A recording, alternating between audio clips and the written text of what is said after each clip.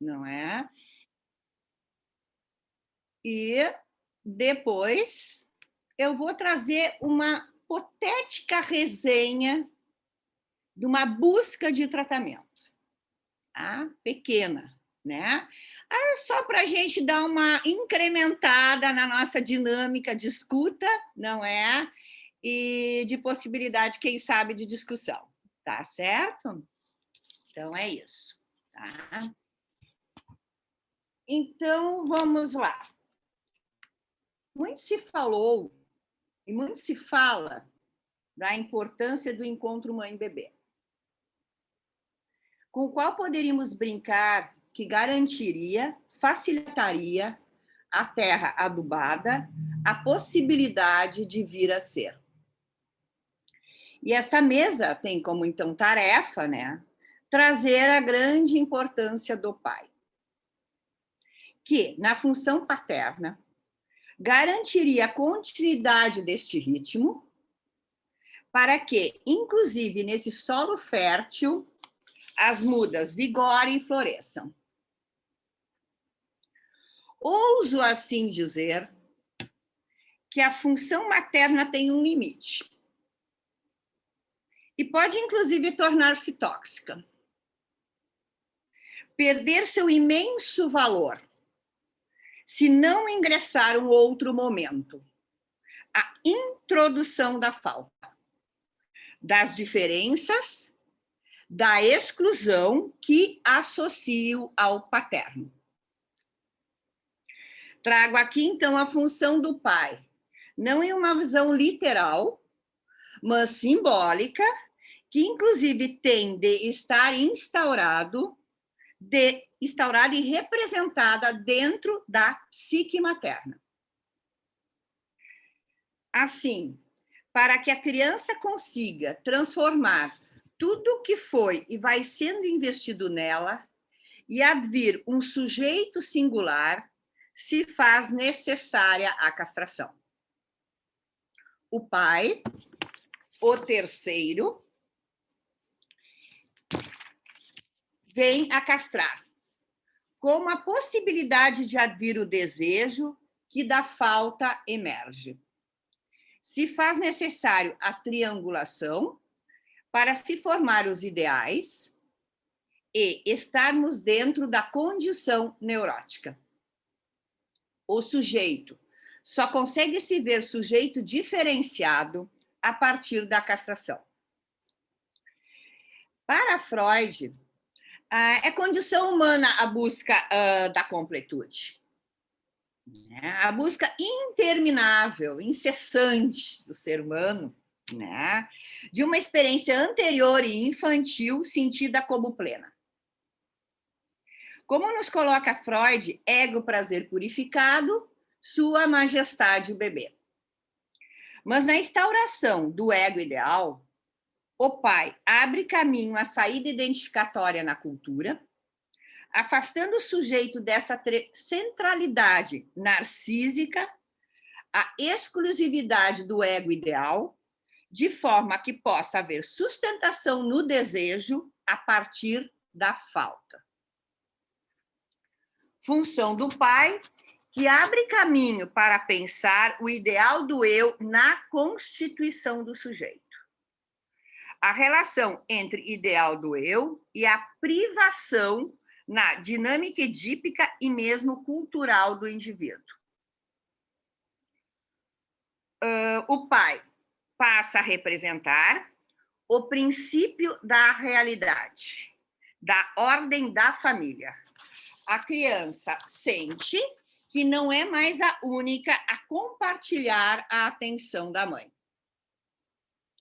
Vai possibilitar a criança a se diferenciar, permitindo o nascimento da singularidade e desfaz a fusão entre eu e não eu. O pai encarna inicialmente a não-mãe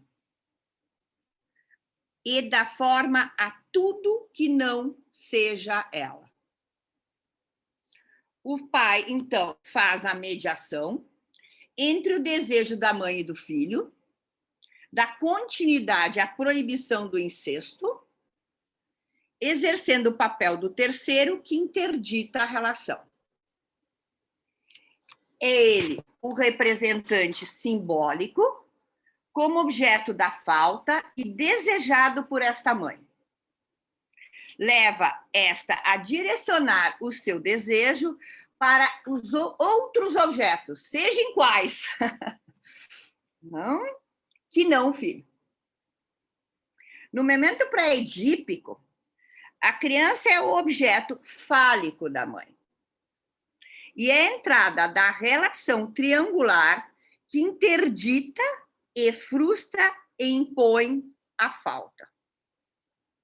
E retomando Freud em Totem e Tabu, em que a edificação do pai simbólico impõe a castração a todos nós.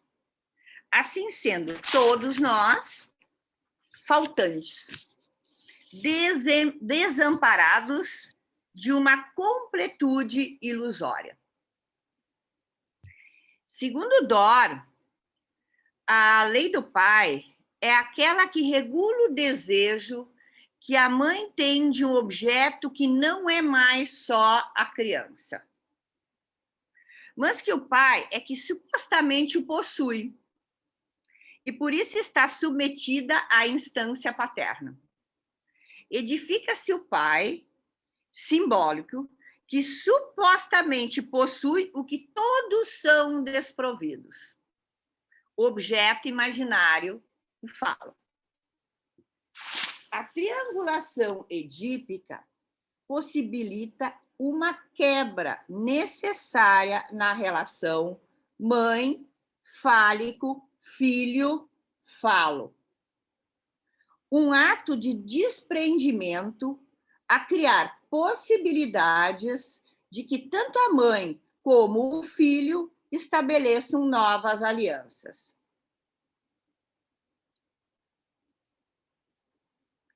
Ao vivenciar a castração e a renúncia a esta mãe fálica, a criança vivencia a angústia de castração, da ameaça de castração, e faz tentativas de neutralizar esta angústia.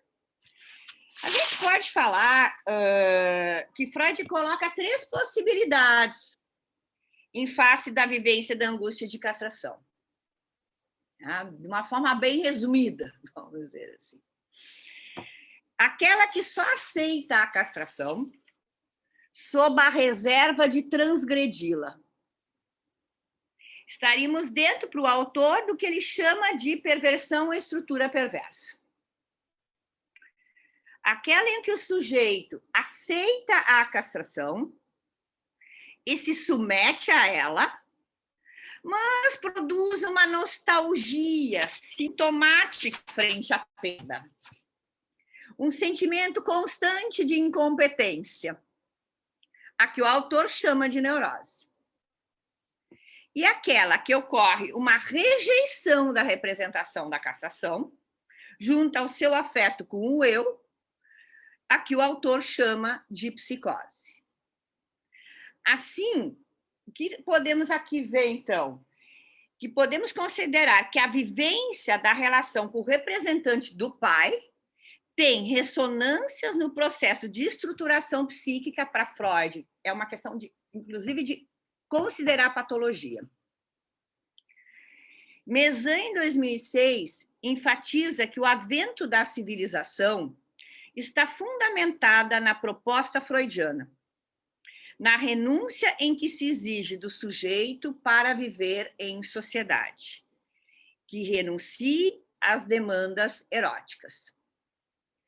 A cultura pode ser significada como uma construção baseada na energia libidinal desviada em sua renúncia praticamente integral, a fim de que o edifício da civilização não desmorone.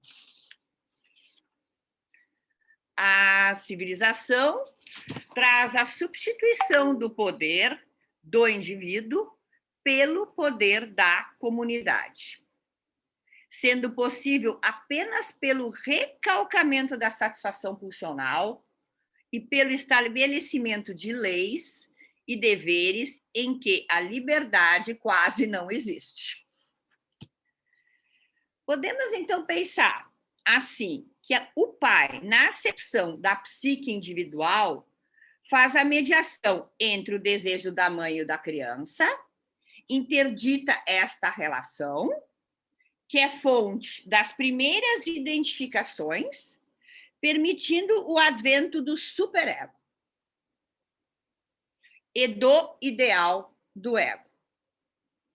É aquele que leva o sujeito a emergir enquanto sujeito desejante, mas também na acepção social é o que possibilita que vivamos em sociedade, que façamos parte da cultura e do processo civilizatório.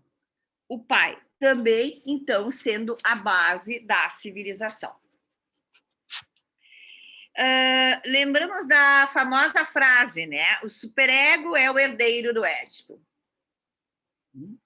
Porém, também podemos perceber, então, assim, vendo desta forma, que a civilização também é herdeira do Édipo, né? Da castração e das renúncias narcísicas.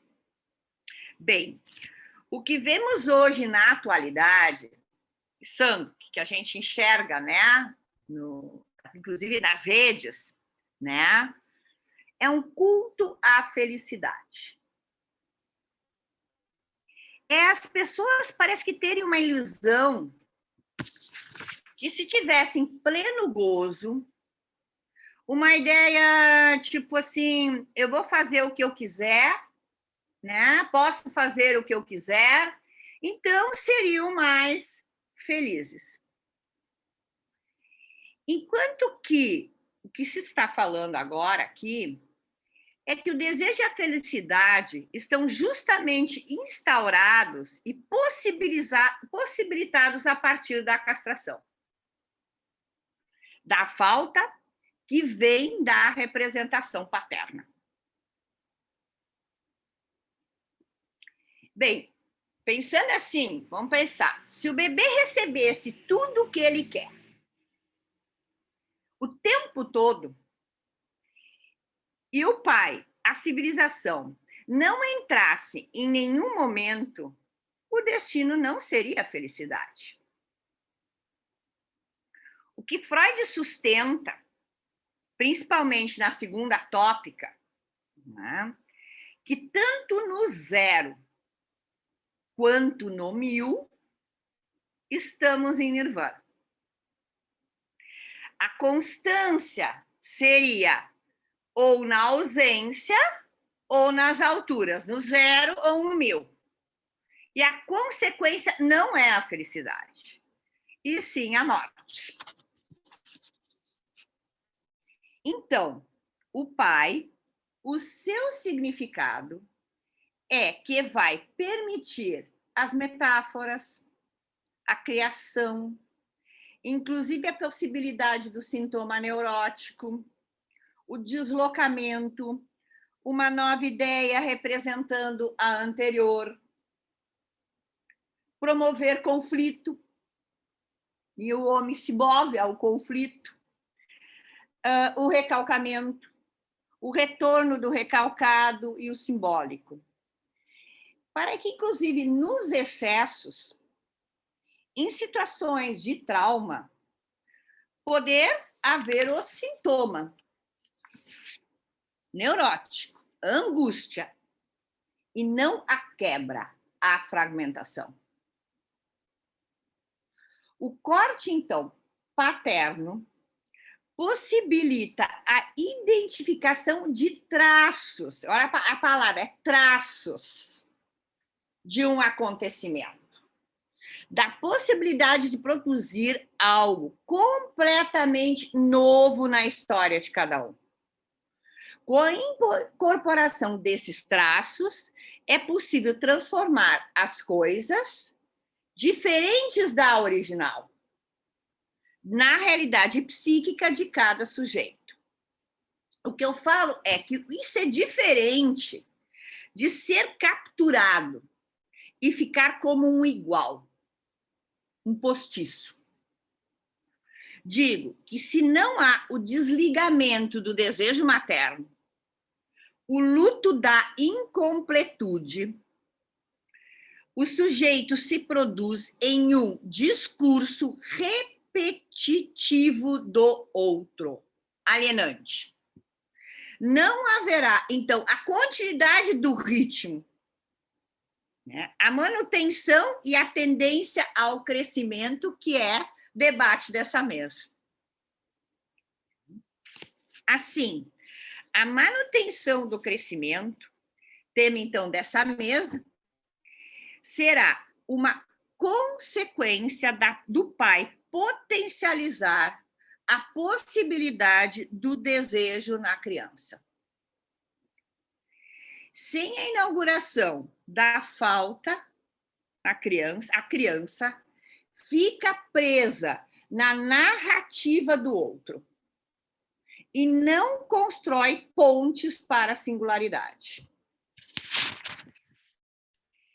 Então, o que eu percebo? Que o pedaço, o traço, possibilita a identificação. Mas se a criança ficar presa à relação dual, simbiótica, sobra a idealização, que é o não ser. Para finalizar, então, essa parte teórica, eu trago uma que eu acho muito bonita, a frase do Freud, do texto do Projeto, de 1895, onde ele coloca, né, que o desamparo humano é a fonte primordial de todos os motivos morais. Agora, então, para dar uma continuidade, uma dinâmica um pouco maior, eu pensei em, hipoteticamente, trazer um caso, né? Mas não é todo um caso clínico, é só a busca de um tratamento. Ok? Tá? Então, vamos lá. Joyce. Joyce busca tratamento. E, em um primeiro momento, fica muito difícil conseguirmos, com muita dificuldade conseguirmos horário, pois ela tem um bebê de 2 meses. Acertado o horário, ela traz, então, o seu grande sofrimento. Conta sempre ter tido o desejo de ser mãe. Desde que me lembro de ser gente, fala ela. E este ano o realizou. Durante a gravidez, ela sentia-se plena, muito feliz, palavras dela. Porém, agora não é mais assim que se sente. Sente-se exausta, triste, infeliz. E por vezes não queria que João, seu filho, existisse. Muitas vezes não tem vontade de atendê-lo, sentindo que o faz com um grande esforço. Então, Joyce é invadida por culpa e decepção. Acha que teria obrigação de sentir-se diferente. Até falar sobre isso, ela diz, até falar sobre isso, Blanca, me gera muita culpa. Não dá para nem falar sobre isso. Imagina sentir. Não aceita, então, sentir-se assim. E isso está acabando comigo, diz ela. Ao mesmo tempo, ela também conta que inicia a sentir vontade de iniciar a trabalhar. Ela tem um trabalho que ela sempre gostou muito, né? De atender seus clientes, né? Então, ao mesmo tempo, para atender seus clientes, mas também para poder se afastar do João. E percebe também outra coisa, que ela está se sentindo assim, está se sentindo bem cuidada. Então, ela pensa em começar a se cuidar. Ela diz como mulher, daí ela coloca assim, não quero perder meu marido, né? Mas todos esses desejos que acompanham, que estão acompanhando ela nesse momento, lhe causam profundo pesar. Então, o que ela coloca como objetivo do tratamento? Ela vem buscar ajuda para não se sentir desse jeito.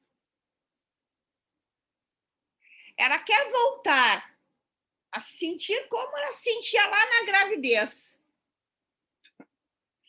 Ela quer voltar a ter o ideal da maternidade. Uma relação que ela sentia que ela poderia ser completa com o filho. Né? Inclusive, ela definia isso como isto é ser uma boa mãe. Né, Lira? Acho que tem a ver muito com o que tu vai trazer. Né? Isto quer dizer como amar o seu filho. Se não é assim, não se ama o filho. Não é dessa forma, não existe amor. Né? Então é isso, pessoal. Eu trago esse fragmento dessa música só para a gente fazer uma dinâmica, né? Não vou trazer de como é o tratamento da Joyce, não, mas para a gente pensar, né? Que realmente busca a Joyce e qual é o trabalho de nós dentro da psicanálise, né? Pensando no nosso grande tema de hoje, que é o papel do pai. Tá certo? Então é isso, obrigado. Obrigada, Blanca, muito bom. Eu acho que para a gente iniciar essa discussão do papel do pai, né, tu deu um ótimo, assim, um ótimo gás para todas nós, né? E eu gostaria agora de chamar a nossa colega e sócia Lia Dauber, né? E depois, então, que a Lia nos trouxer um pouco mais do papel do pai, a gente vai abrir para as discussões, tá, gente? Se quiserem já colocando no chat também, né? Vamos dar uma olhadinha aqui, vamos se organizar e vamos contemplar todas as perguntas, tá? Então, a nossa colega e sócia, Lia Dauber, é psicóloga clínica pela Unicinos, mestre em Psicologia da Saúde e Comportamento Social pela UCDB de Mato Grosso do Sul, é isso, Lia? Sim, sim. Especialista em Psicologia Clínica e Avaliação Psicológica pelo CRP 14, conselheira no Conselho Municipal de Saúde de São Leopoldo, coordenadora do Grupo de Pesquisa e Aconselhamento Pastoral e Psicologia da Faculdade Este e do Círculo Fenomenológico da Vida e da Clínica da PUC de São Paulo. Tá? E também a nossa sócia da Sociedade de Psicologia do Rio Grande do Sul, aqui do Núcleo de São Leopoldo. Lia, te passo a palavra. Obrigada, Raquel. Só retificando ali, eu não estou ali no grupo da Este, tá? Nem lá de São Paulo, eu sou só pesquisadora, tá bom? Muito compromisso para coordenar um grupo assim. Então, dou boa noite a todos e a todas. É um prazer estar aqui falando de um tema tão importante, né, para a apreensão das configurações psíquicas no processo de amadurecimento do bebê. A Blanca já traz com sensibilidade e clareza a perspectiva psicanalítica que dá lugar ao pai, um lugar central na estruturação da personalidade, né? E já introduz um pouco do meu tema. Muito obrigada, Blanca. Eu vou trazer a perspectiva do psicanalista inglês Winnicott, que contribuiu na expansão da teoria e da prática clínica psicanalítica por sua experiência como pediatra e com as crianças no pós-Segunda Guerra, chamando a atenção para os estágios primitivos do amadurecimento, em que as bases da saúde emocional estão sendo erigidas. Ele aborda o desenvolvimento emocional primitivo do bebê, buscando entender o funcionamento da mente primitiva e dar conta dos transtornos psicóticos e casos que hoje chamamos limítrofes, a partir do que considera uma jornada da dependência à independência, ou seja, da imaturidade à maturidade. Essa linha de desenvolvimento, que são duas, na verdade, a linha identitária e instintual, como ele nos coloca, só pode acontecer com os cuidados do que ele chama de mãe ambiente. E, para isto, ele relata tão detalhadamente o papel da mãe em sua primordial tarefa, a preocupação materna primária. Parece, a quem a lê de pronto, que unicamente à mãe cabe todo esse processo e compromisso. Mas, quando se atenta a seus escritos, ele nos mostra que a mãe, protótipo da sustentação do bebê, só pode realizar essa enorme tarefa se tiver também um ambiente que provê cuidados reais, que dê a proteção aos indivíduos inseridos nas relações familiares. E isso se dá através do papel do pai. Então, diz o Winnicott, a mãe dá suporte ao pequeno ser e o pai dá suporte à mãe. Quero centrar minha fala no papel do pai em termos de presença durante o processo de amadurecimento, lá dos inícios, do nascimento até a fase das relações triangulares, quando o pai já está mais estabelecido como um outro, além da mãe, do qual a criança já pode se ver separada. Ao nascer, o bebê imaginado torna-se real, permitindo ao pai experienciar e se vincular com o filho. Sua vivência da gravidez, sua presença no parto, já contribui para respostas emocionais protetivas às experiências da mãe. Mas podem surgir sentimentos de ansiedade, insegurança, medo e até mesmo tristezas. Portanto, é um período de muito aprendizado. Da mesma forma que o bebê é informado pelo ambiente, este também informa os pais, que se transformam com a experiência, se inicia um processo de mútua aprendizagem.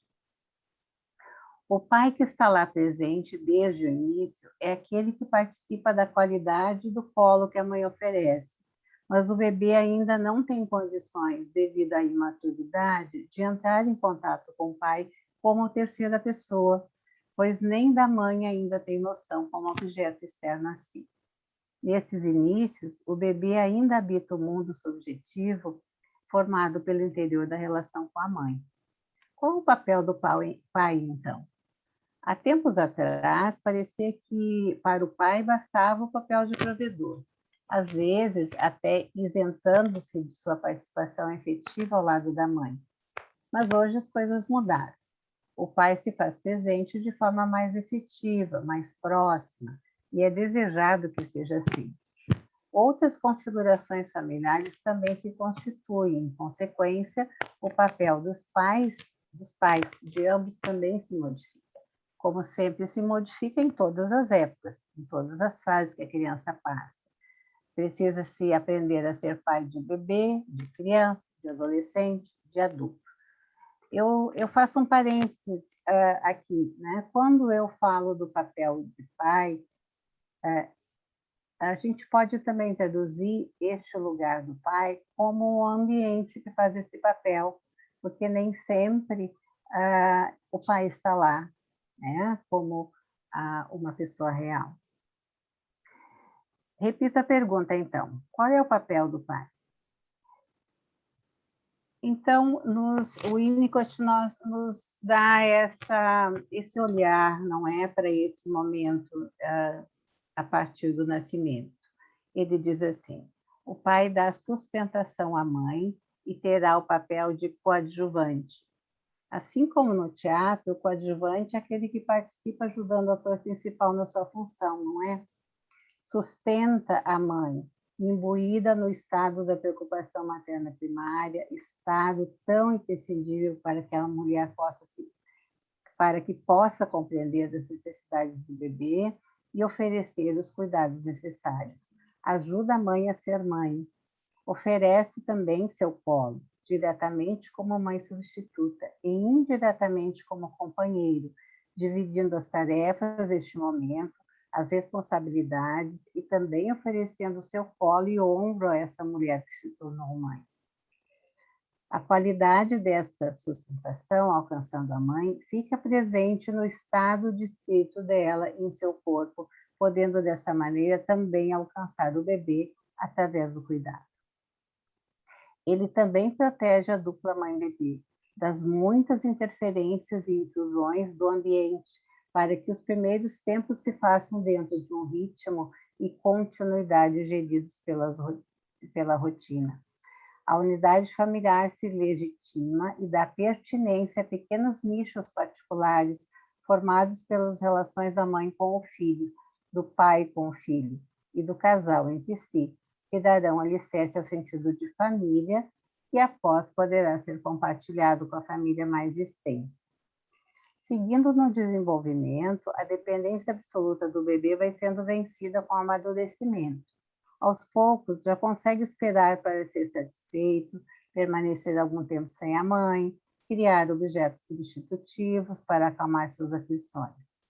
É primordial para poder enfrentar a próxima etapa que os cuidados tenham oferecido condições para o bebê sentir-se confiante no ambiente e em si próprio, de seu lugar no mundo, ter iniciado com propriedade a conquista de sua identidade unitária, eu sou, que vai se configurando até mais tarde.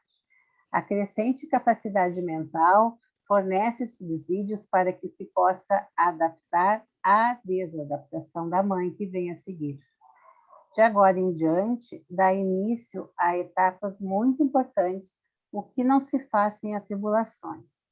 Etapas difíceis tanto para o bebê quanto para a mãe, que é o processo de desilusão, o desmame. Entendendo-se por desmame todo o tempo do processo de separação mãe-bebê, que vai, teoricamente, até os 2 anos e meio, 3 anos, se não mais além. A realidade vai se impondo com seus limites e frustrações. Até há pouco tempo, o pai dava sustento para a mãe poder permanecer no estado de preocupação materna primária. Agora, ele precisa dar suporte para a mãe sair do estado de preocupação materna primária. Com o bebê mais independente, a mãe busca retomar suas atividades anteriores e precisa contar com o pai, também com o ambiente mais extensivo neste processo. Quero salientar que se torna primordial que esta mãe e este pai possam retomar-se como casal.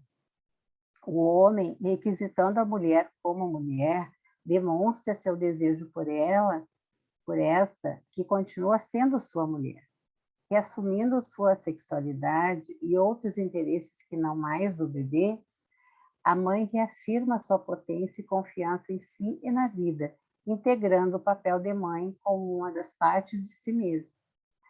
O pai, agora já podendo ser reconhecido como uma presença não mãe, estabelece relações efetivas com o pai, tornando-se uma pessoa real, traz um outro modelo de relação, menos imbricado pela intensidade das emoções primitivas com a mãe.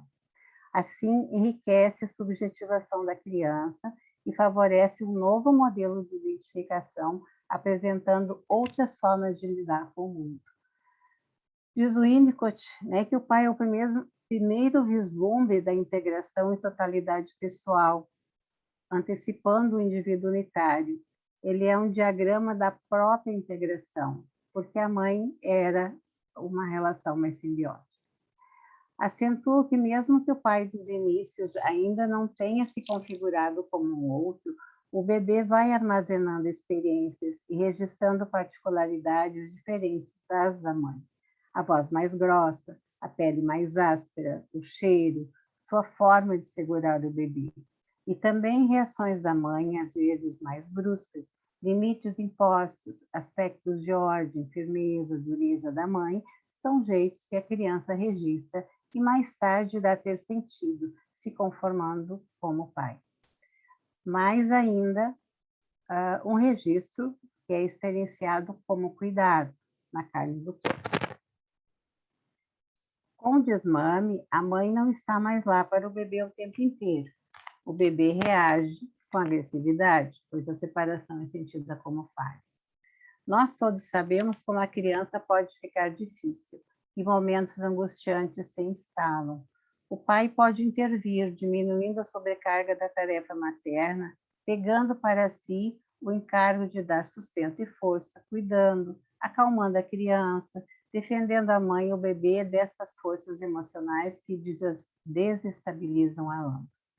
O pai vai, neste momento, apresentando o mundo e os limites desse mundo, encarna a noção do não, impedindo os estímulos excessivos, oferecendo confiança e estimulando as capacidades da criança em lidar com sua instintualidade, que agora começa a aparecer com mais força e dirigida ao objeto externo. Interessante pensar que antes o não era dirigido ao ambiente, protegendo a criança. Agora o não é dirigido ao bebê, né? O que faz uma grande diferença, como a Blanca mesmo colocou. Né? É um alívio, né, nessa situação, nessas tempestades que vão se dando, a mãe poder contar com alguém que acolhe o bebê, e a ela própria, quando está muito difícil lidar com separação. O pai, como homem real, que pode acolher, tomar a criança nos braços, ser carinhoso, amoroso, sobrevivendo aos ataques com firmeza e acolhimento, dá suporte quando dos ataques agressivos e auxilia o bebê a lidar com as frustrações, acalma as ansiedades, dando limites. Né? E o bebê, a criança, já mais crescida agora, pode se sentir menos ameaçada, seja sua própria existência ou a perda do amor da mãe. O pai, ao acalmar a criança, também pode mostrar como se pode reparar os estragos feitos, mesmo que em fantasia. Né? Auxilia a dar contornos e limites à agressividade que o bebê pode sentir como destrutiva e mostra como restituir a capacidade de amar.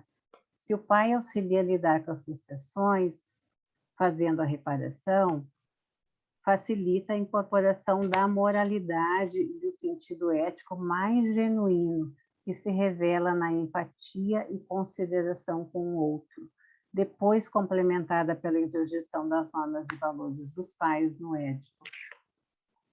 O Winnicott descortina uma questão interessante a pensar, principalmente nos dias de hoje, que a conduta moral e ética se institui bem cedo na fase, no desenvolvimento.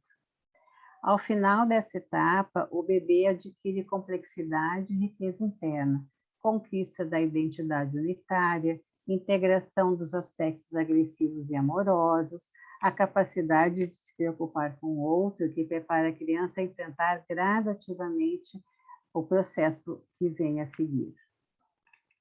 Se estes primeiros tempos, né, que se tornaram anos, seguiram uma linha de desenvolvimento sem grandes tropeços, um sentimento de confiança primordial no ambiente, em consequência, em si se solidifica. A força do ambiente, sua indestrutibilidade e estabilidade depende em grande medida do papel paterno. A relação filho-pai terá um grande peso para a autoconfiança do filho nas relações com o mundo, com a realidade partilhada e com o outro. E isso é essencial para seguir em frente, agora podendo dar atenção às questões edípicas. Quando a criança já tem um pouco mais de maturidade, o pai segue com a apresentação do mundo.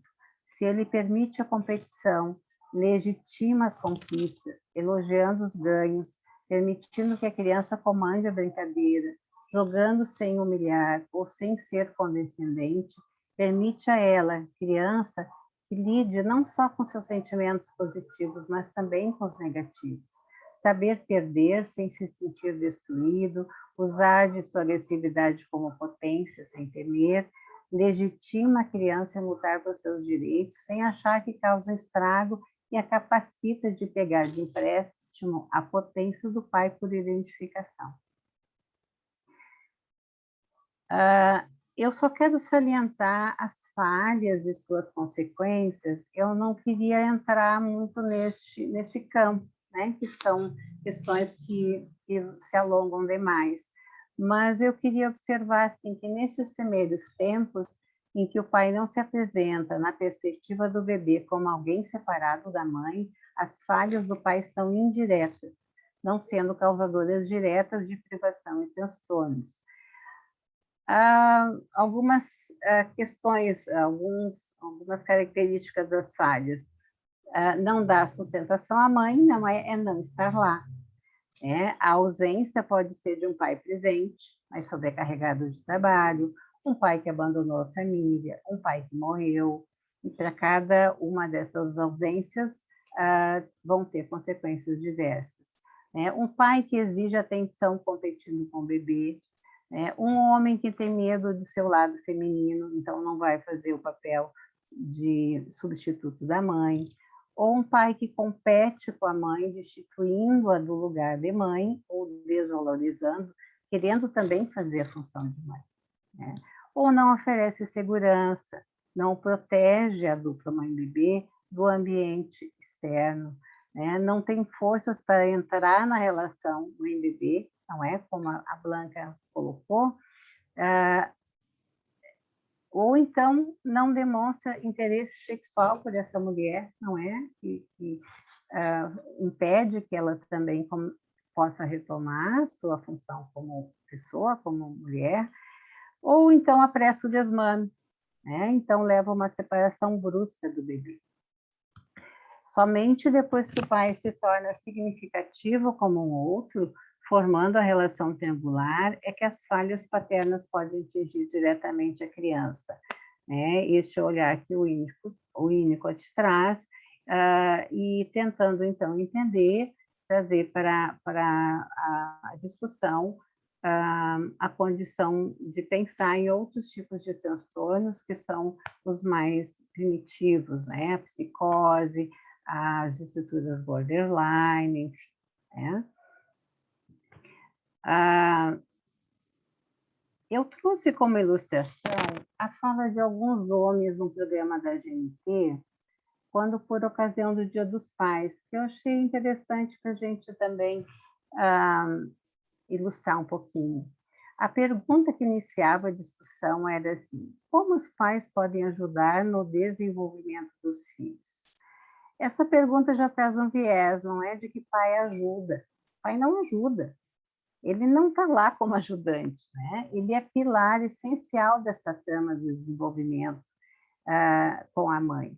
Não é rede de apoio, não faz favor para a mãe, O pai deve assumir, não deve assumir menos funções com os filhos, porque é o homem, Mas eles falam aí que as coisas estão mudando, Outra pergunta: homens têm medo de bebês recém-nascidos? A fala de um: tem, geralmente. Nenhum sabe pegar um bebê, mas homens não têm medo de seus bebês recém-nascidos. Um pai se torna um pai não só quando ele tem um recém-nascido nos seus braços, mas quando, aí ele dizendo como pessoal, você se abre radicalmente. Essa abertura começa muito antes da criança nascer. Quando seu filho nasce, você já tem essa intimidade, e logo na primeira noite ele se aninha em seus braços e ali se cria um laço, que você vê que pode fazer qualquer coisa, pode dar banho, pode interpretar o choro, e a sua intimidade permite você interpretar isso. E você vai poder lidar com outras situações desafiadoras. Haverá cólicas exasperantes, haverá choros difíceis de decifrar, doenças sem nome que levará você a sentir medo, mas não medo do seu filho, medo das dificuldades que você tem. Outra fala: o maior risco à paternidade é entrar dividido na experiência. Se entra de alguma maneira dividido, você querendo ter sua vida como era antes, você será infeliz. No momento que você descobre que será pai ou resolve que será pai, o melhor a fazer é você se preparar para se abrir radicalmente a uma existência que você terá que acolher. A melhor maneira de não ser infeliz é se entregar a uma experiência de se doar, que irá modificar você profundamente. Um filho, sobretudo um bebê, é um ser que demanda uma acolhida de uma intensidade que não tem comparação. E a recompensa também não tem comparação.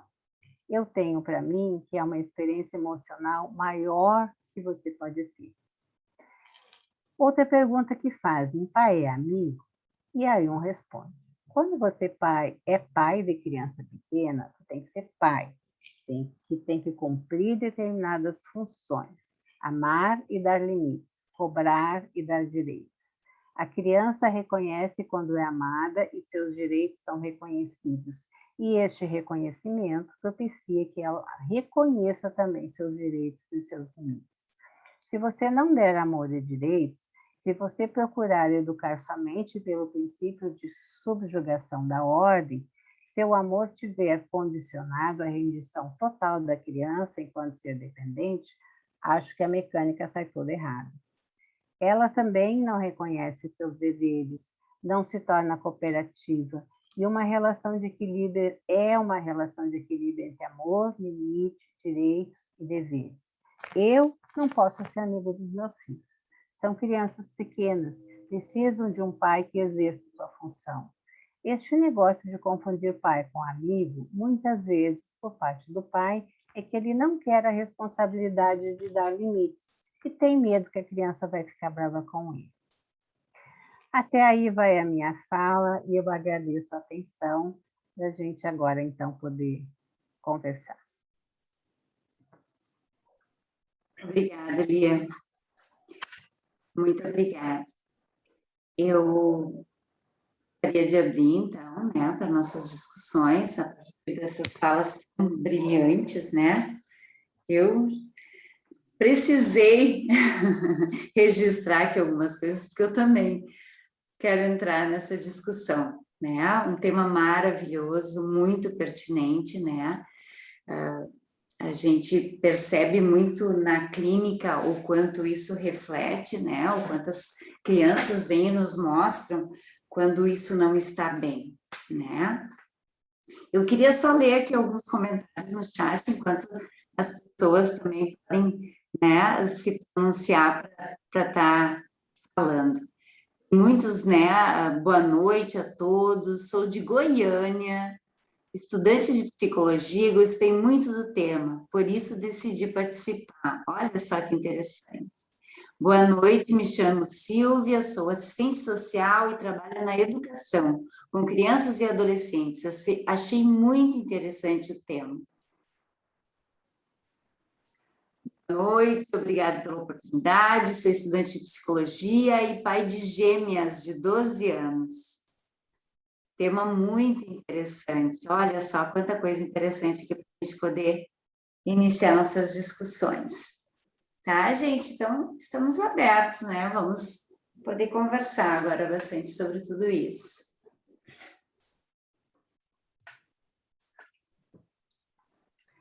Eu penso que essa presença, não é, aqui, de certa forma, nos surpreendeu pela quantidade, não é? E nós já discutimos, de certa forma, isso, eu e a Raquel, de pensar assim, mas esse lugar do pai, ele já é tão sabido, né? Parece que a gente não precisaria mais falar disso, né?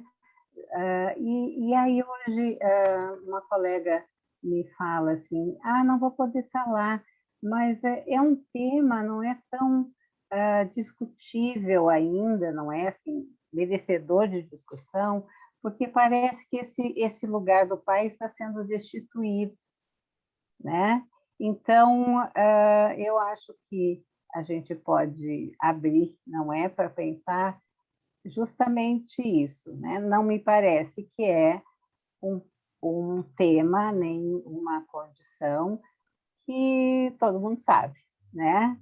Como fazer, o que acontece, o que se passa, como é ser pai, não é? Também como é ser mãe, né? Ainda precisamos e temos aí como tarefa, não é? Profissionais da saúde, seja também, não é, quem está voltada, não é, na família, com bebês, enfim, com crianças, de poder pensar esses papéis e também os novos papéis que vão, né, se encontrando aí no mundo. E também de pensar, né, Blanca, quando tu traz, né, essa força, não é, da questão da cassação, né, da entrada do pai, né, como esse terceiro, né, que a gente sabe que está lá dentro da cabeça da mãe também, não é? Se isso tem razão, né, o que a colega diz, né? Se aqui a colega disse esse lugar do pai não entra, né? Uhum. Eu não te ouvi bem, Blanca, mas enfim. Tem uma questão aqui, acho que a gente pode compartilhar. Acreditam que a superproteção pode ser considerada uma falha do pai em requerer seu lugar? É uma questão. Quero fazer uma pergunta, Hanna? Hanna? Boa noite. Boa noite. Boa noite, Lia, Boa Raquel, noite. Blanca. É uma pergunta tanto para a Lia quanto para a Blanca. Ambas podem responder. É sobre a última fala que tu teve, Lia, que tu disse que alguns pais querem fugir das responsabilidades de pai, fugir mais para ser amigo, né? Assim, não querer dizer um não, não querer cumprir tal responsabilidade. Como aquele pai que quer mudar, como é que a gente faz como psicóloga? Como é que a gente vai ajudar esse pai?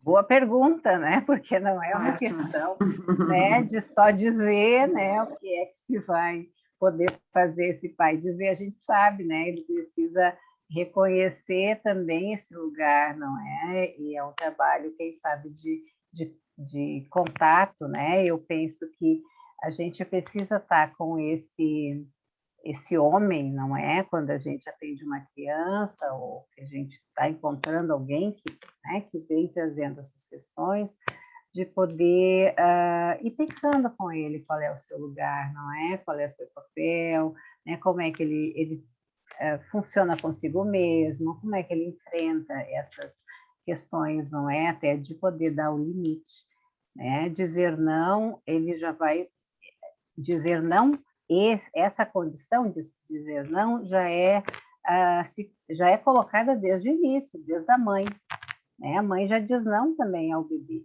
não é? E o pai vai se instituir como a figura, então, não é? Eu acho que a Blanca também disse, né? Ele vai se encarnar como uma figura depois, né? Daquilo que ela já vai aprendendo. A criança, né? Vai aprendendo a partir daquilo que a mãe também vai mostrando. Mas para mim tem muito a ver com as dificuldades a lidar com a sua própria agressividade e seu medo de perder o amor, não é, dessa criança. Lidar com a agressividade da criança é bem difícil, não é? Se a gente não consegue lidar com a nossa própria, né? Como mulher também, não é? Mas também o pai precisa saber como lidar, né?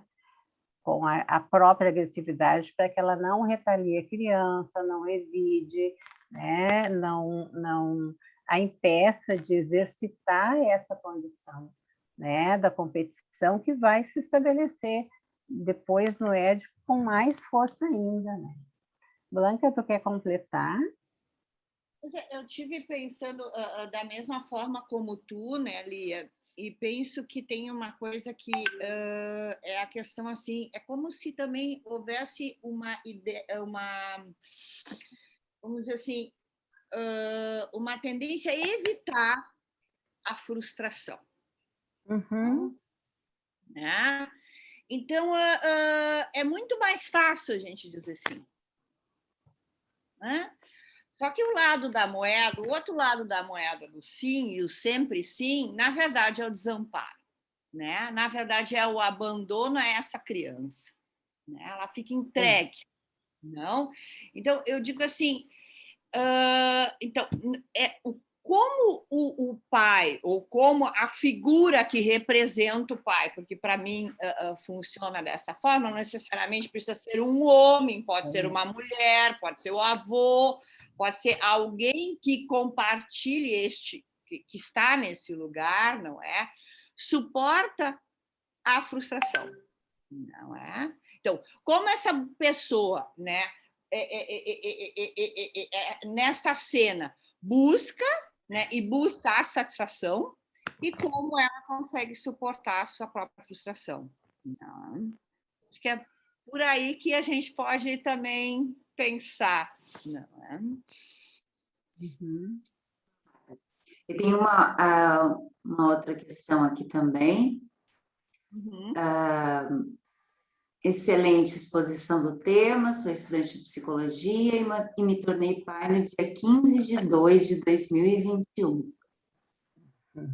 Boa noite. Na ausência da mãe por algumas horas por dia, a maternagem feita pelo pai pode causar alguma consequência negativa na personalidade da criança? Essa é uma questão. De forma nenhuma, não é? Acho que o papel do pai é esse mesmo, de fazer uma maternagem, não é? Que a gente podia falar de paternagem, né? E também se diz em algum momento de pai suficientemente bom, né? Se é que teoricamente isso existe, né? Assim, mas usando, né, da terminologia unicotiana. Não, ele está lá também para fazer esse papel, né? O que acontece também que eu acho que o caso que a Blanca traz, não é que essa moça não sabe, não é como ser mãe, né? Ela entende, né, que esse bebê precisa estar ali para ela, né, como algo dela, né? É que o pai precisa estar ali, né, fazendo a entrada, né, que tu chama da castração, né, a gente vai chamar, não é, unicotianamente, não é, da função do pai de intervir, né? Que no final das contas, né, eu entendo como as mesmas coisas, né? Enfim, não vai fazer mal nenhum, porque a criança precisa também experimentar esse colo diferente, né? Ele o bebê pequeno não vai ter uma noção de que é uma mulher ou é um homem, mas existe uma diferença que já vai introduzindo nas diferenças que vão desembocar lá no Édipo, né?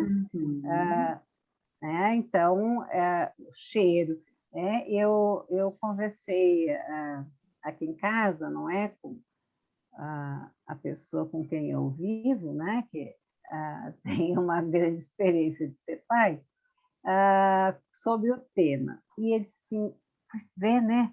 E quando eu me dei conta que a gente tem uma forma de segurar o bebê diferente da mãe, eu fiquei surpreso porque eu fazia isso tão automaticamente, né? E se vocês repararem, não é como é que a mãe segura o bebê, né? Ela segura, né? Olhando com o rostinho, olhando para o seu próprio rosto. O pai, né, Blanca, quando tu diz, né, leva para a cultura, não é? Segura o bebê com o rosto para frente, não é? Rosto não voltado para ele.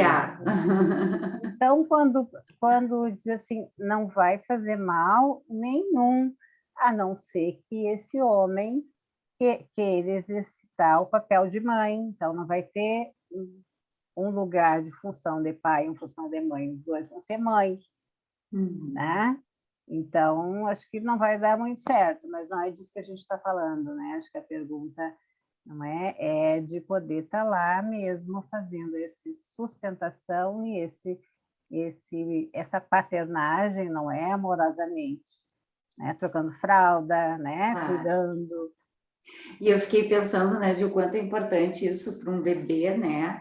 E poder já também sentir isso da presença e ausência da mãe, né?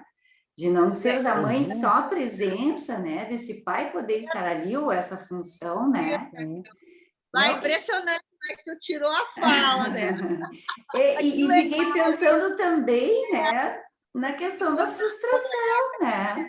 Quando a colega traz a ausência da mãe, que bom que essa mãe fique ausente de vez em quando. Sim, né? que ela não seja só presença, né? E que não seja só presença, não é? E que bom que um outro se introduz nesta relação, né? Como presença, né? Que ainda é Como preciso nesse momento. Como né? presença, né? Esse Uhum. diferente. Uhum. Interessante, né? Como se ligou às falas, assim, né? Sim. Sim, né? Nós temos mais uma colega aqui que pergunta, então. Penso que os pais estão sendo destituídos do seu papel por muitas mulheres que não estão considerando a importância da tríade. É uma questão. É uma questão, né? Que teria que se ver como é que acontece, né? Porque quando se pensa, não é, num casal de duas mulheres, a gente podia pensar nisso, onde está esse lugar do pai, não é?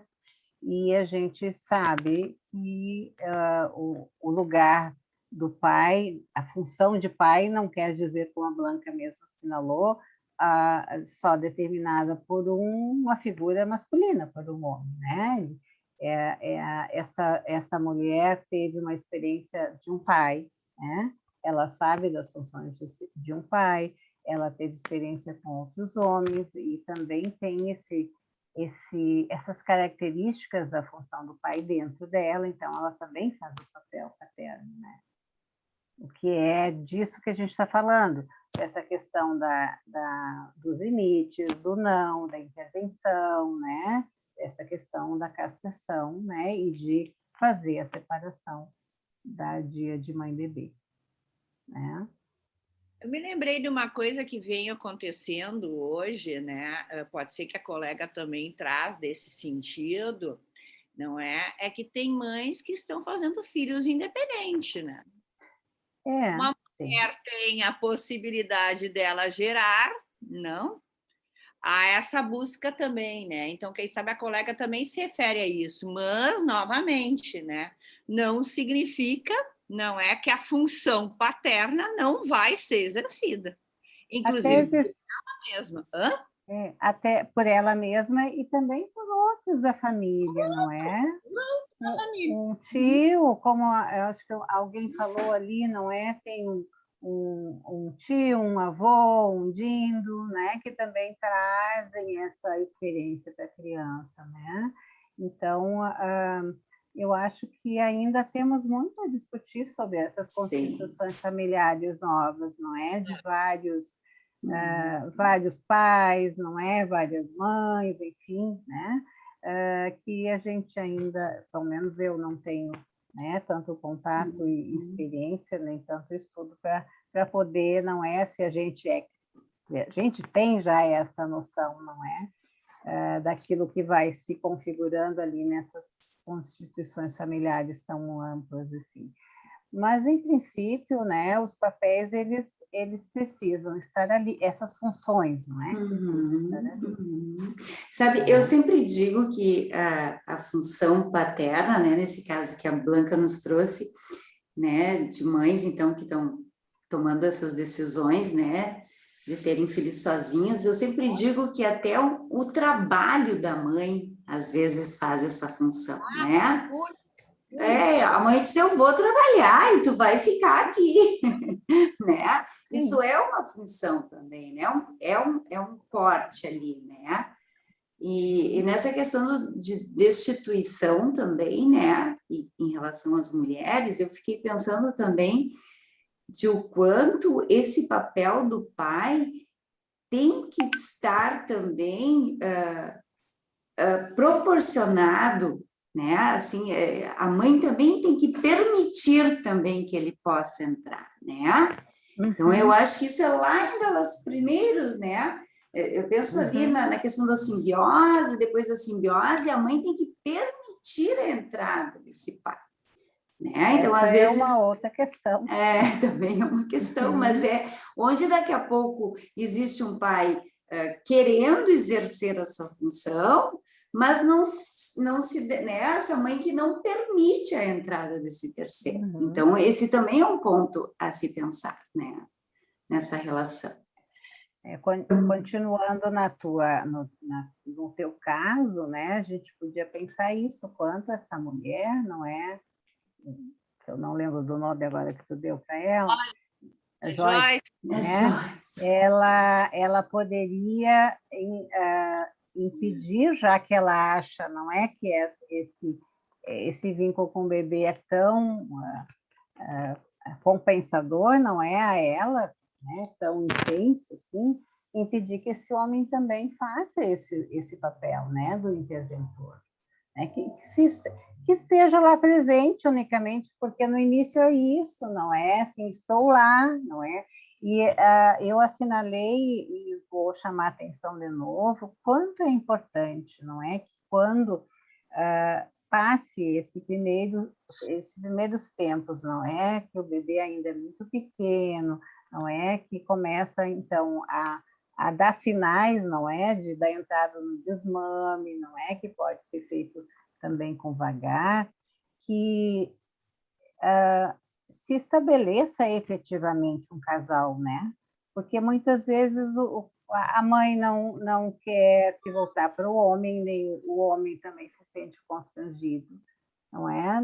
Não acho que seja generalizado, mas muitas vezes não é, se a mulher se imbui desse papel e acha que a sexualidade dela se diminui, né? E o homem também se inibe com isso, né? Porque se tornou mãe, então, né? A gente sabe que quanto às vezes alguns homens se inibem, não é, com este papel, não é, da mulher que se tornou mãe, e se impedem de chegar perto. Então, assim, retomar a sexualidade como casal, não é de extrema importância para essa mulher, né? E para esse homem também, começa a reestruturar essa vida familiar, né? De poder se sentir, não é, vivendo de novo. Isso não quer dizer só uma relação sexual, quer dizer sair junto, não é? Deixar o bebê, não é? E com outras pessoas, retomar a vida social, o trabalho, né? E retomar a vida, né? Que eu acho que é isso que a gente está falando aqui, não é? Desses primórdios, né? Que é preciso primeiro sustentar, né? Esse momento de simbiose, depois separar, né? Propiciar a separação. E separar não deixa de ser isso, né? Voltar à vida, né? Voltar à vida. Nós temos aqui, boa noite, precisamos pensar também que falamos aqui em papel do pai, e esse não somente o biológico, mas sim o que assume o papel do pai, muitas vezes tio, avós e dindos, que quando assumem esse papel, muitas vezes a mãe não dá liberdade para que haja castração, e recebemos muitas crianças e adolescentes no papel fálico da mãe, e é super difícil de trabalhar. Uma colega aqui, a Jéssica, nos falando sobre isso. Uhum. Sim, porque assume a ideia da completude, não? A ideia do fálico, a ideia da completude. Então, esse bebê completa a mãe, né? Ele a completa e ela o completa. E é o que eu tentei trazer, inclusive, acho que a Lia trouxe de outra forma, não é? Mas essa ideia onde não há possibilidade de identificação e a criação de uma singularidade, não é? E sim só de idealização. Quando estamos frente à idealização de um lugar de ideal completo, supremo, nós estamos alienados na repetição, né? Então, é por aí, né? Mas é isso. Eu acho que tem um comentário ali que vem de encontro a isso também, né? A superproteção do pai, a vontade de sempre fazer tudo ao filho, mesmo que seja maior de idade, né? Prejudica o desenvolvimento, né? Eu acho que a questão já é posta, né? A gente já sabe, né? É isso que tu está falando, né? Vai se desligar quando, né? Como vai fazer isso, né? Eu quis citar, assim, mais ligeiramente as questões das falhas dessa função, né? A Blanca também traz alguns caminhos, né, dessa condição, mas é um assunto que vale um outro encontro para discutir, não é? Cada condição, né, de falha. Um pai que está lá, está lá, é presente, mas não participa, ele vai trazer uma questão, não é com essa mãe, com essa mulher, com essa família, com esse filho. Né? Ele vai se apresentar quando a essa criança, não é? Ele não vai estar protegendo também a mãe, não é? De poder contar, não é? Com o núcleo familiar mais instituído. Quando eu falei da questão da proteção do pai, não é? Do ambiente, eu estou falando daquela condição que essa dupla mãe-bebê sofrem, não é? O que essa mulher sofre, né? E todos nós sabemos da interferência de outras pessoas, dos palpites, não é? Do dizer, não é assim que tu cria, tu tem que dar mamar desse jeito, não é? Que faz com que uma mãe, principalmente as de primeira viagem, fiquem muito inseguras para lidar com esse bebê. Não é? Então, quando o pai também pode fazer um meio de campo, impedindo um pouco das interferências da sogra, da cunhada, né? Que a gente sabe que vão também, não é? Se imiscuindo, né, nessa tarefa, faz com que e dá força para essa mãe, não é, poder seguir num ritmo mais tranquilo, não é? Num ritmo que seja mais do dia a dia, não é? Da continuidade mais das rotinas, enfim, que o bebê prefere, né? Ou precisa. Enfim, e falando das falhas do pai, não é? Desse pai ausente, o pai pode ter morrido, né? Ele pode não estar presente lá porque morreu.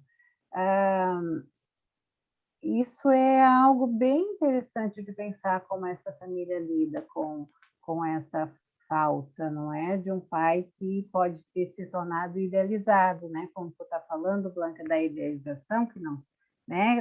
Da não separação. Como é que faz, não é? Como é que essa família faz essa condição da perda de um pai que pode se tornar idealizado também? É muito difícil para uma criança, um bebê, brigar com o pai idealizado, né? Ele não tem a pessoa para experimentar, não é?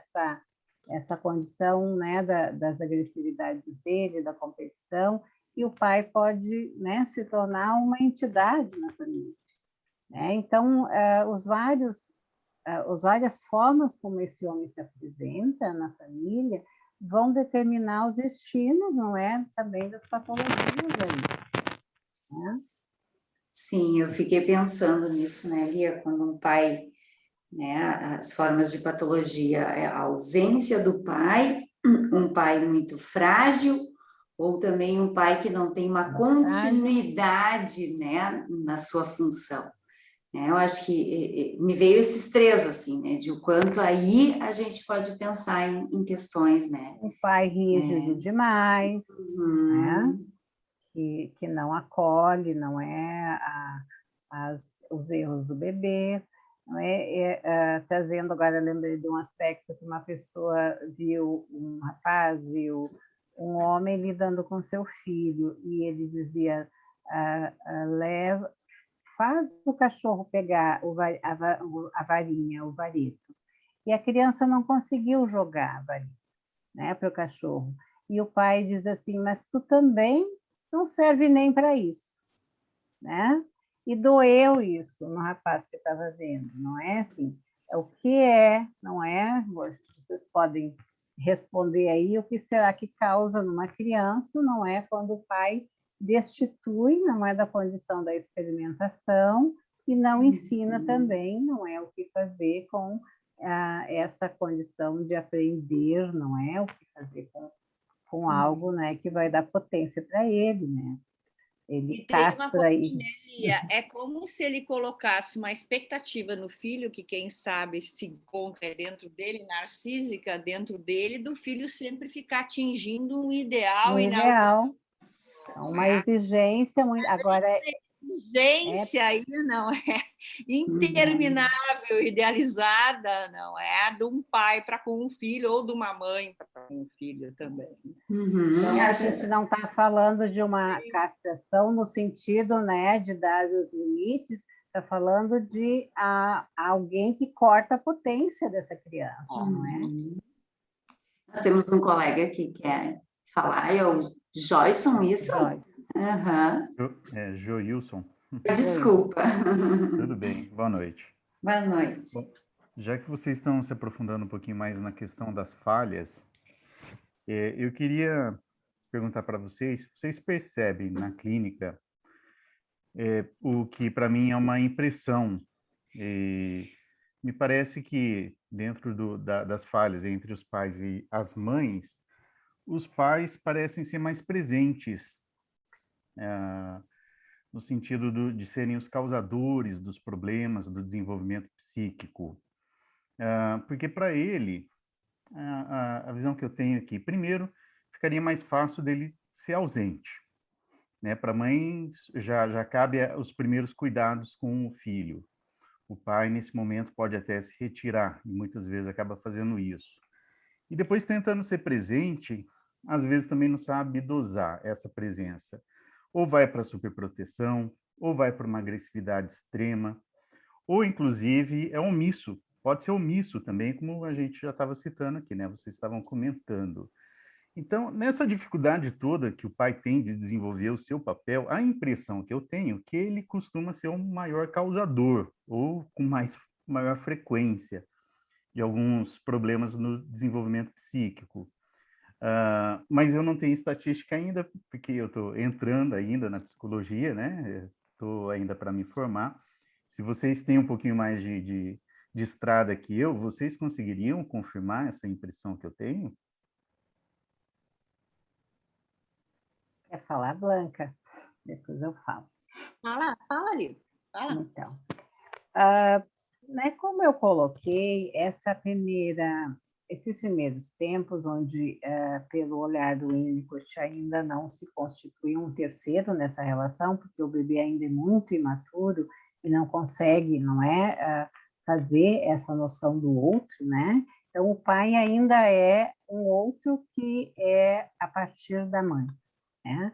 Então, ele nos diz assim, que neste momento, as falhas do pai são indiretas, né? São a partir dessa falta que ele faz a sustentação da mãe. Tá?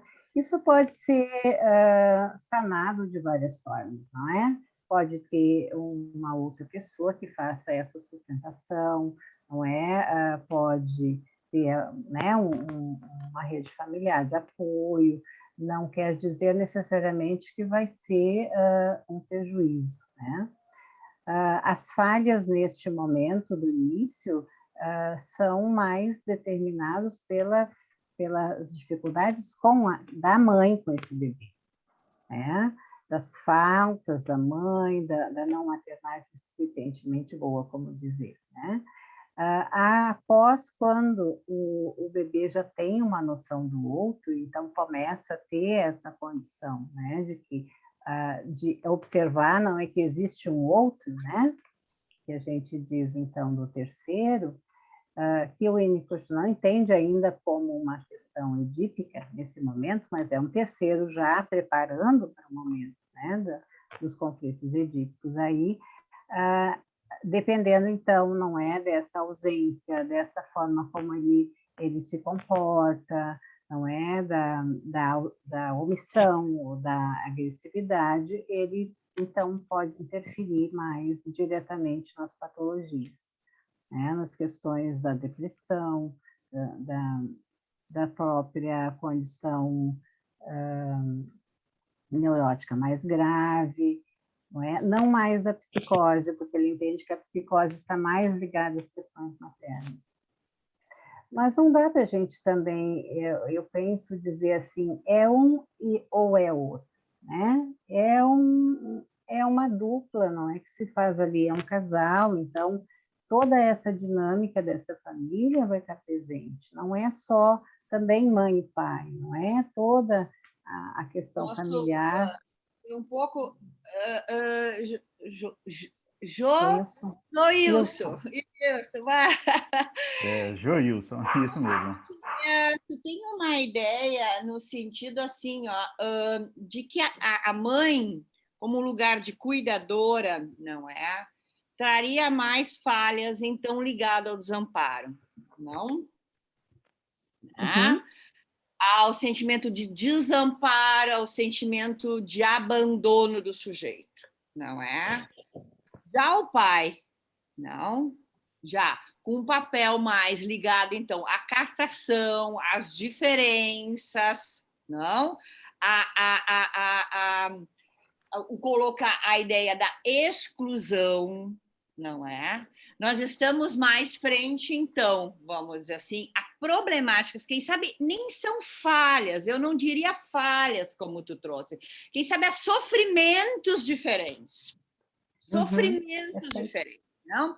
Estariam mais frente a sofrimentos em outra área, né? Eu não consigo suportar não ter, eu não consigo suportar que o outro pense diferente que eu não consigo suportar que eu falho, que eu não consigo tudo, não é? Diferente da falha de um vazio do desamparo, não? Então, eu penso que eu não usaria bem a palavra falha, não? Eu pensaria mais na palavra sofrimento, ok? Uhum. Certo, muito obrigado. É que na Perfeito. minha pequena experiência, eu já me deparei com mais casos em que foram relatados problemas de relacionamento com os pais do que com as mães. E a sociedade parece que demonstra isso também, né? Os homens produzem muita agressividade, produzem muitos crimes e, né? Infelizmente, eu no papel de homem acho que não estou fazendo usar a expressão que se usa hoje, né? Posso ter o lugar da fala aqui, posso ter o lugar de fala sem querer ser preconceituoso com os homens. Eu acabo vendo que na prática se comprova. Infelizmente, esses sofrimentos eu também tenho percebido. Infelizmente, o papel muito preponderante dos homens ou dos pais, mais propriamente dito.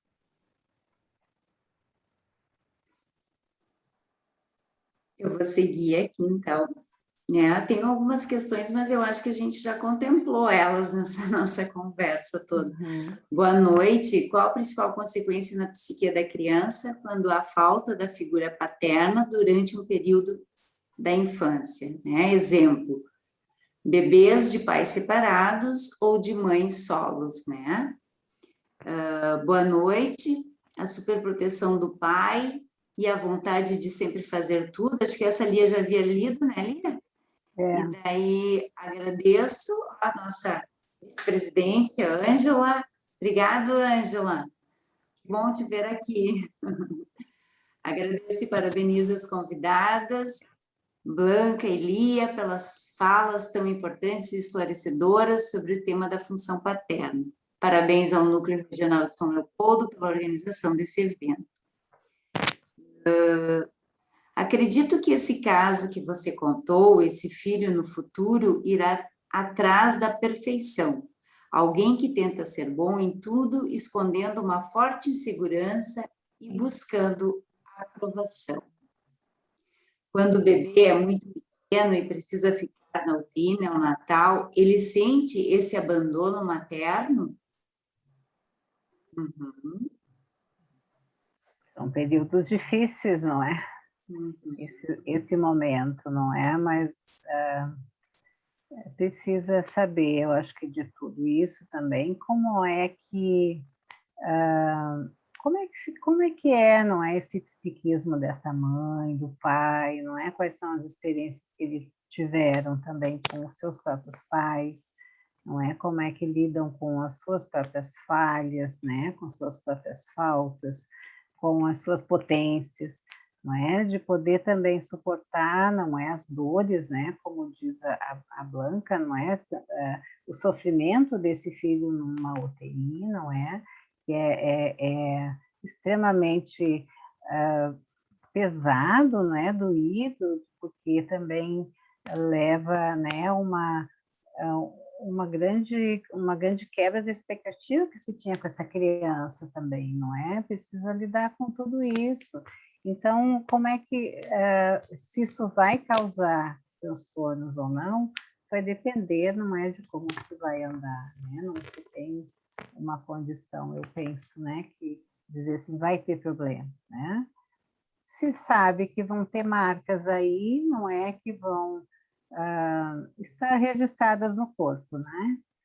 Que podem aparecer como algo, não é, que às vezes nas análises, nas terapias, podem não ter um sentido X ou Y, né? Mas que podem nos dizer alguma coisa, né? Não quer dizer que vão ser problemas graves, eu penso, né? Como pode ser, né? Em alguns momentos pode isso causar, né, alguma questão também, como é que os pais lidam, não é? Se uma criança tem uma fragilidade inicial e os pais levam sempre a ela, não é, numa redoma, não é? Mesmo que ela tenha condições, isso vai ter uma consequência grave depois, né? Eu acho que é isso que ela estava dizendo ali, né?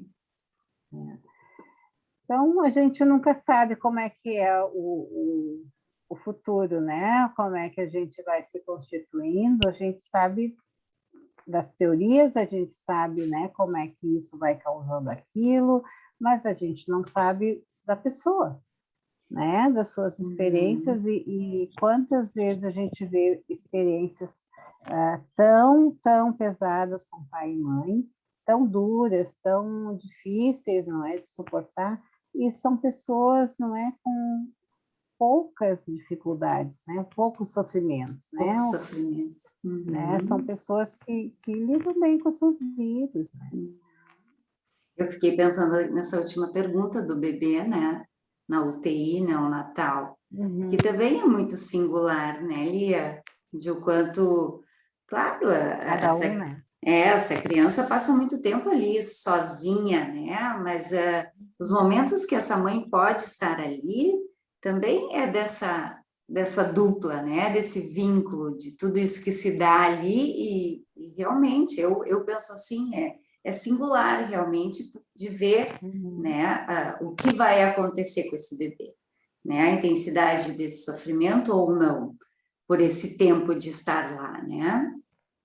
Mas que é um tempo difícil, né? Tanto para a mãe como para o bebê. De muito sofrimento. Então, gente, eu acho que a gente vai para os finalmente, né? Mas eu quero agradecer muito a Lia, né, a Blanca, por esse momento maravilhoso de discussões, de, né, esses links com a teoria, isso nos enriquece por demais, né? E a questão do papel do pai é atual por demais, eu acho, né? É uma questão que eu que atendo muitas crianças, a gente percebe o quanto isso, né, aparece lá, né? Precisamos falar sobre isso mais ainda, né? Muito mais. De repente, realmente, num próximo encontro, a gente possa fazer isso, né? Então, eu quero agradecer a todos a presença, né, as perguntas, a esse papo agradável, né, essa troca de conhecimentos, tá bom? Eu acho que é isso. Lia, Blanca? Eu agradeço o convite, Raquel, né? Eu acho que vai coroando, né, um semestre que tivemos em grupo de estudos, né, sobre esse papel. A perspectiva unicotiana traz questões diferentes, não é, da psicanálise que a gente chama mais clássica, enfim, que também vale a pena entender. Outros autores vão trazendo, não é, outros olhares sobre essa questão do pai, não é, como presente desde o início, enfim. Temos bastante a estudar e ainda se estuda bastante sobre isso, né? Isso não é algo fechado, né? E agradeço a companhia da Blanca, foi muito bom te ver aqui, né? Agradeço a presença de todos e todas. né? Fico muito contente, não é, de poder também abrir o espaço da sociedade, né? Pessoas novas, né? Que possam vir também conhecer, não é, esse espaço e nos acompanhar. Então, desejo uma boa noite a todos. Também agradeço o convite, né? Um convite muito carinhoso, me senti muito orgulhosa e muito acolhida, inclusive, estar aqui, que é uma coisa bacana isso, não? E uma boa noite a todos, né? Espero que a gente possa ter trazido, né, algo que acrescente, né? E acrescentou a cada um de nós aqui. É isso. Tá? Um abraço. Obrigada, Lia. Obrigada, Blanca. Uma boa noite a todos, né? Bom descanso. Boa noite. Boa noite. Boa noite, obrigada. Boa noite. Boa noite, Karen. Boa noite, estava maravilhoso. Boa noite. Queridas. Boa noite.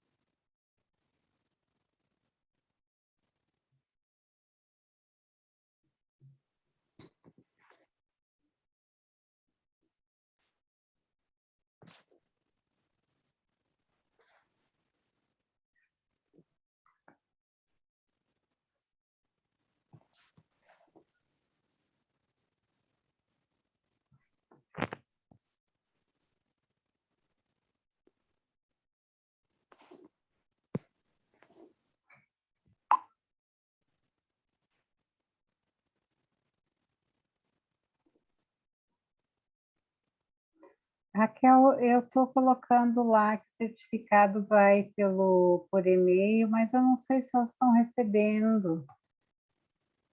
Quem sabe tu põe. Eu tenho a impressão que o meu tá linkado numa mensagem direta. O certificado vai por e-mail, é o Simpla que me envia, né?